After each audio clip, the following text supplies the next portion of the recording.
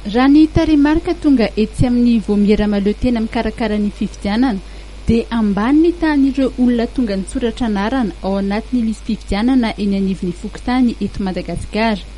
Raha nambarany Thierry Rakotonarivo, filoha lefitry ny seny androany, dia ohatra faingo 330 isanjato ny tahan'ny fisoratana anarana vaovao ao anatin'ny lisy fifidianana manerana ny Madagasikara. Io dia taremarika tamin'ny 10 febroary lasa teo. 770 sy 903 sy 3 alina ireo olona vaovao tonga nisoratra anarana nanomboka ny fiandohan'ny volana desambra ny sokafan'izany.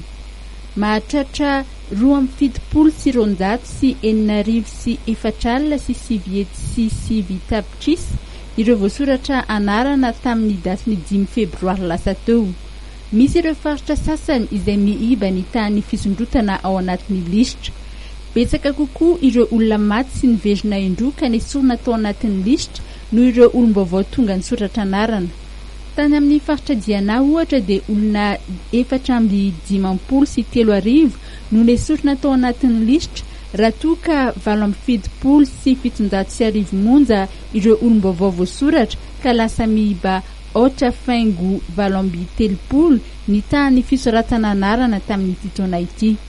Torak'izany ihany koa ny tany amin'ny faritra Melaka, Bongolava, Otmatsiatra ary Boeny.